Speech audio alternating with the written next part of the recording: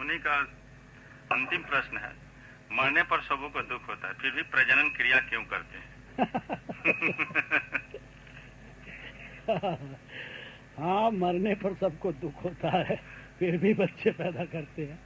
सबसे बड़ा अचंभा तो ये है कि हम सब जानते हैं कि हर एक मरेगा, फिर भी मरने की कल्पना कोई नहीं करता। हालांकि सब मरते हैं, पर कल्पना कोई नहीं करता।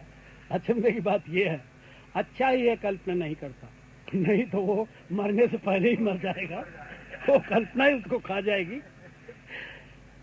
प्रजनन कोई करता नहीं, प्रजनन होता है, क्योंकि जब जीव का विकास हुआ है तो उस विकास में जब तक अकेली माँ थी और एक माँ की दो माँ हो जाती थी, एक कीड़े के दो कीड़े हो जाते थे, तब तक कोई बात नहीं थी। लेकिन जब आधा आधा बीज दो जगह बनने लगा, चाहे वो फूल में है या कहीं भी है, तब ये जरूरी हुआ कि उसके मिलने की प्रक्रिया क्या रहे। मादा जो है वो पैसिव है और नर जो है उसको सक्रिय होना पड़ता है।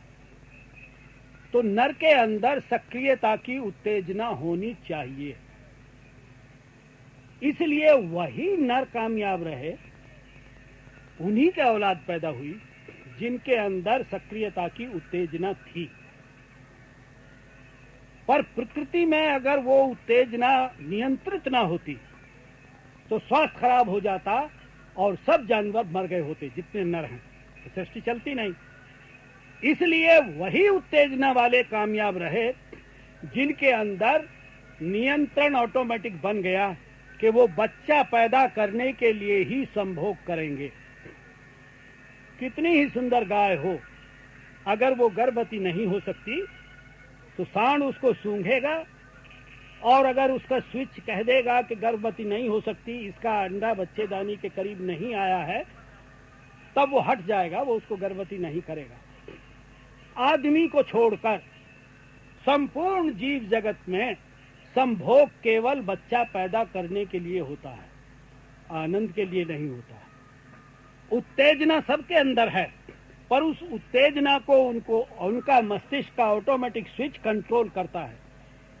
कहीं रंग देखकर, कहीं सूंघकर, कहीं स्वाद से चखकर, किसी ने अलग अलग प्रणाली है, लेकिन गर्भवती होगी कि नहीं होगी इसका निश्चय हर जीव जंतु के नर को करना पड़ता है, और उसमें मादा के छूने की भी बात नहीं है।